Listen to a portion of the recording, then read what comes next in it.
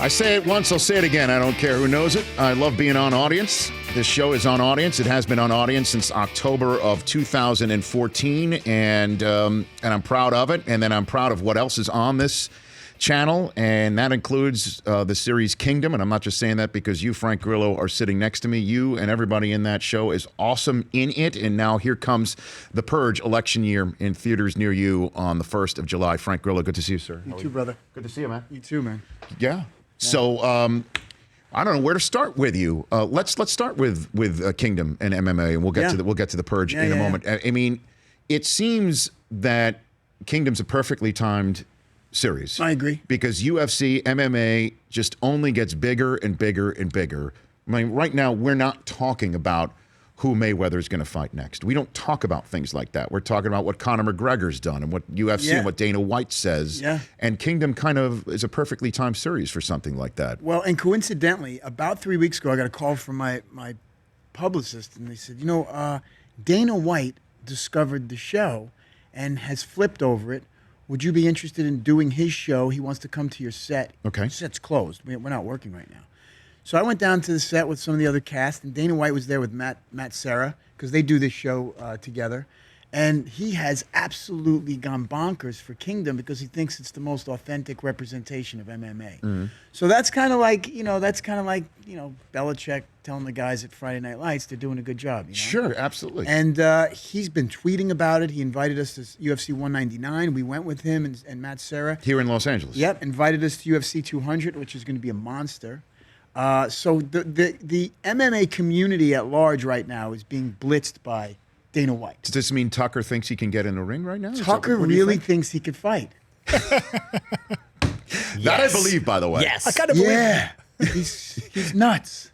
He truly thinks he could get in there and maybe... He does. I think he does. I hope he does. Is that him just getting into the role or just... Look, Tucker is a beautiful human being. He's a nut. And... I think he thinks he could get in. Last time he was here, and this is something I think you would have a problem with as well, Frank, is he took one of my Yankee items that's in the green room and took a shot of him, because he's a Red Sox guy, and he took a shot of taking, I think it was a hat that I had. Was that what it was? What Yankee item was it? It was my shirt, a Yankee T-shirt, and the video cut out just as he was reaching to drop it in the toilet. Defile the Yankees? That is the exact words I used. Well, now our relationship has changed.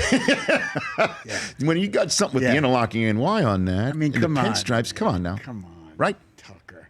We'll see how tough he is. I mean, because I understand they've been winning World Series more often than the Yankees these days. But ouch. But there's 27 of them up on that wall, ouch. Right? That's right. Ouch. You can't compare the Boston Red Sox to the New York Yankees. I agree with you. Right? That's true. You can't compare anybody to the New York Yankees, any team. I'm sorry. And I think out of sheer respect for you, Frank, and you being a guest on this show, Chris Brockman from New England area is keeping quiet right now.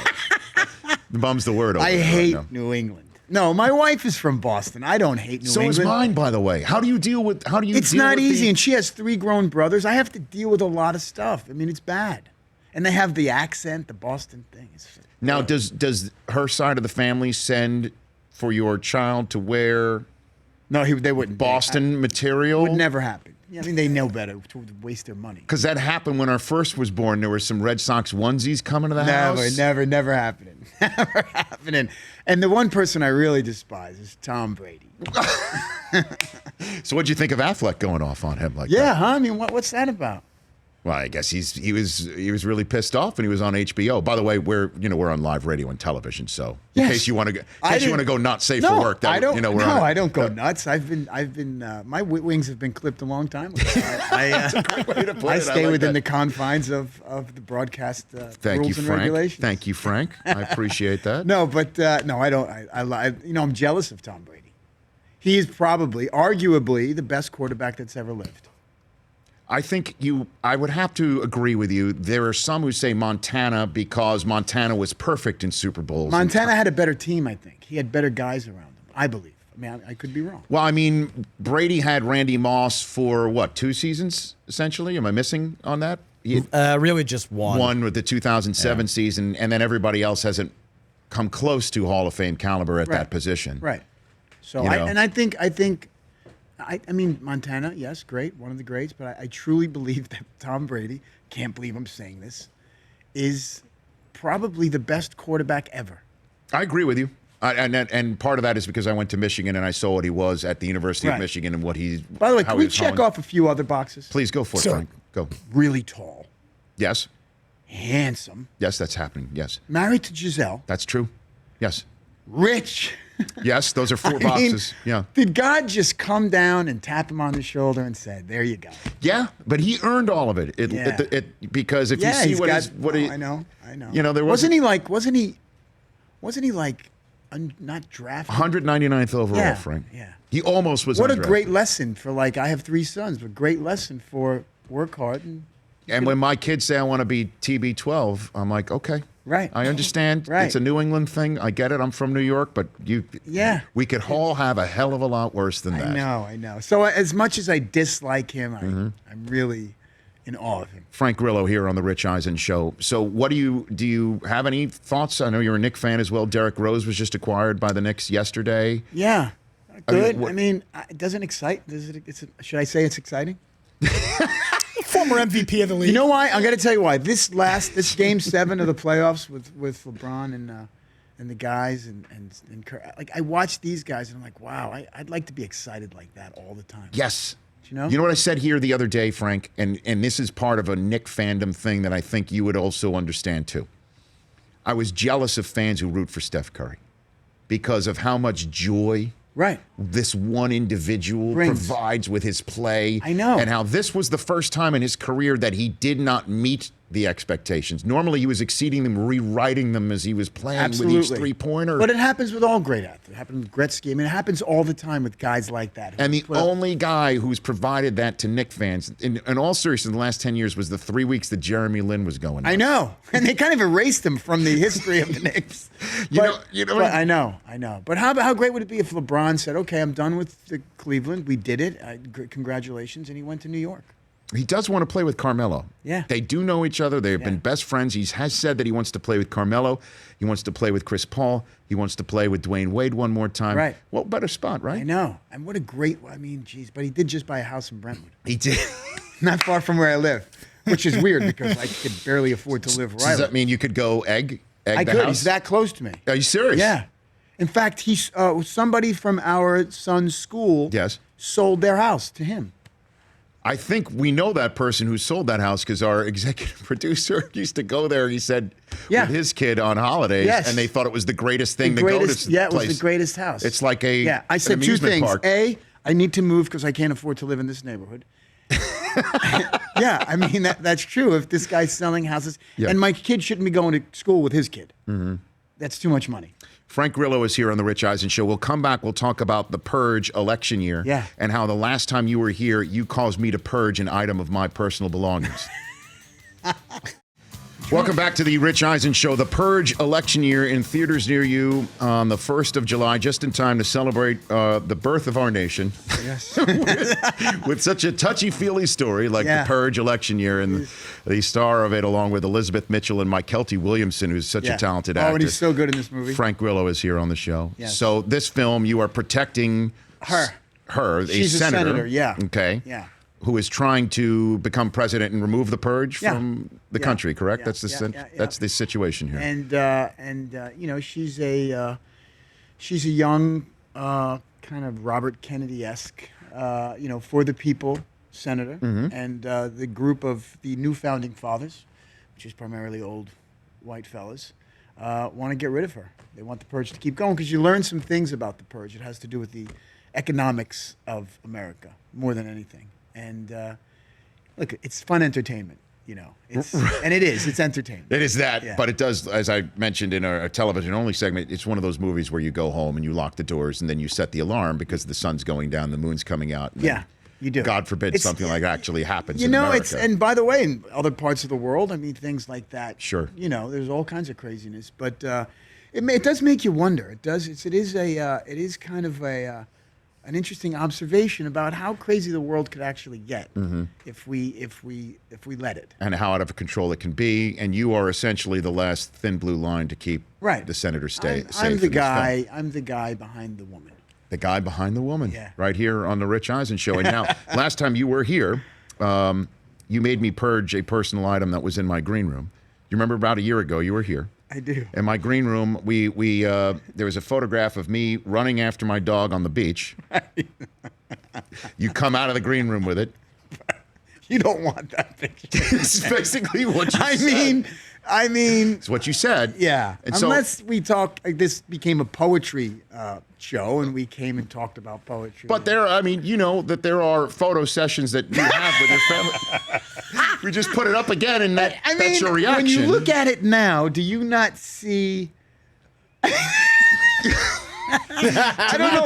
To me, it's a moment in time of me, caught in mid-stride, somewhat awkwardly, I might add. I'm Okay, terrible. admit. You're right. It's a good photo. But put it back. Frank left it behind the chair and busted it out halfway through the interview, which is what made it. I know. It looks like the fake photo in that, like a Target or something. It's the fake photo. It kind of does, frame. and he's kind of the way his shoulders are coming up, and not the good. dog. The dog.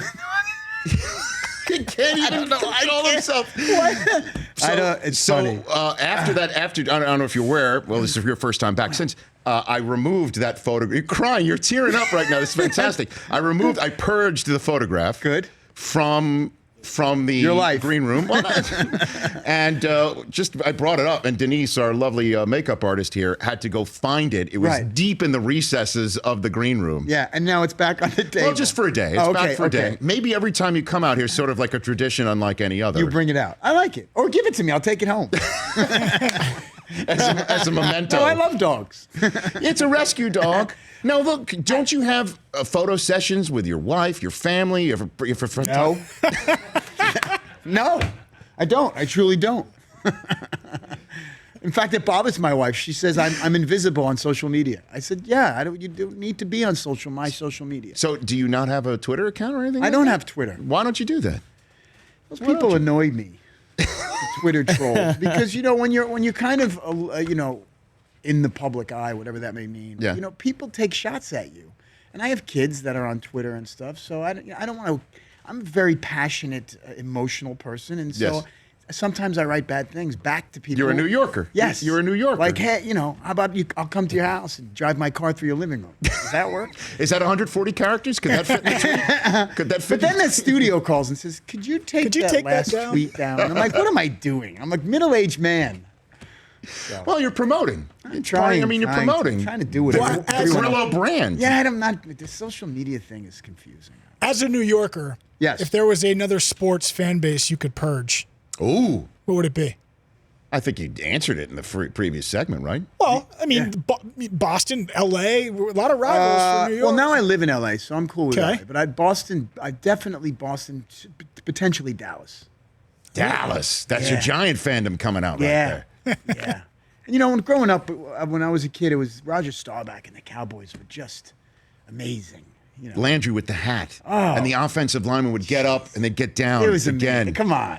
It was amazing. In the stadium where they had a hole in the roof, as they said, so God could look down on his favorite team. Exactly. That's exactly what they said. And I said, okay, I'm going to love the Steelers because those are the guys that beat the Cowboys. Yeah. That's okay, because the Giants weren't able to do it Right. themselves Giants couldn't. when we were younger. No. Isn't that when all those Giants were like drunks back then? So do you play softball with Nick Jonas, right? Yeah, I did. We were his on a team. co-star We were on a from team Kingdom? for about 3 years. He's a little Yeah. busy now because his 'cause Kingdom and his he's a music pop career is star, going yeah. back off as a solo artist. But Yeah. we played for 3 years together, and That's how we found out you were a singles hitter. Yeah, he ratted me out to one of our bosses that I was a singles Not hitter. the ball. He which read then- one of them, the ball. Which then came back down to the show and got me in some mix. But anyway, your pal Jonathan Tucker came to one of our games also. Love him. And there was an incident at home plate, like a run into the plate, and it almost turned into blows between the two teams. And Tucker just went nuts. Like we thought. Was he on the field? Was he he's a a player? first off the bus type of guy that you want there. That Was he? You think this guy could maybe do some damage? Now you're saying not necessarily. Well, the I mean, case, listen, maybe? he's a strong guy. I mean, but I'm around fighters all the time. Those are tough guys, and they're usually not aggressive. I'll tell you a funny story. I was at UFC 199. We were all guests of Dana White, Right. And Nate Diaz was there. Okay. And as he was walking, we were in some VIP room, and as he was walking out, oh God, who's the crazy dude with the long hair? He lost that night. Oh, Jesus. They came after Nate, said, we want you, and it got into Uriah fisticuffs. Faber? Was it your Tucker ran after the other fighter because he's friends with Nate Diaz. I'm like, dude, these are professional fighters. You're going to get killed. He was like, I'm going to kill. That's my boy. We got to take care of him. I'm like, he can take care of himself. This sounds like an episode of Kingdom. Of Kingdom. I said, he choked out, Conor McGregor. He's okay. He's capable. He goes, that's my buddy. I'm like, no, stop. He's capable. You're going to get killed. So Tucker's a good friend. We know that. Yeah, He's he's loyal. Great. He's 140 pounds soaking wet. Now, was he playing that day? No, he wasn't playing. He was sitting in the stands. He's in the stands, and he's coming out because why? Someone was going after Nick Jonas? No, there was I forget who it was. There was a play at the plate where, Were you involved in the play at the plate? No, it's almost like bar league softball. Like, people aren't taking it too seriously. Right. And this other team kind of was for a moment. And then it was Tucker that was comes out of the unnecessary. stands. I Some love words him, were man. He's exchanged crazy. and- He's an original. I love being around him for like at least 45 minutes, and then that's it. What about Laurie? Can he get in the ring, you think? What do you Again, think? they're all young, strong athleets. They're Okay. athletic guys. All of them are fairly athletic. Jonas specifically is really athletic. So in that sense, they're tough. Well, I maybe we guess. can get you. But I grew up wrestling and boxing and doing jiu-jitsu my whole life. So Right. I have a different perspective of who's a badass. Yeah. An actor. And it ain't an actor. I mean, you're tough for an actor. Remember that, But when you get in the ring, None of these guys, I'm always saying to them, come spar with me. Come and get punched in the face. yeah. No. Well, I'm looking forward to again the Purge getting out there in an election year. Yeah, it's fun. For real. Yeah. I mean, it's a little too close to home sometimes. It's very close to home, by the way. I'm even nervous talking about it, to be honest with you. Well, you being in it too. Yeah. It's pretty great to see you kicking some tail in this film. Oh, too. it's fun. I do. I get to beat up a lot of people. Which is great. Which seems to be my career trajectory. Right. Yeah. For you to go out there.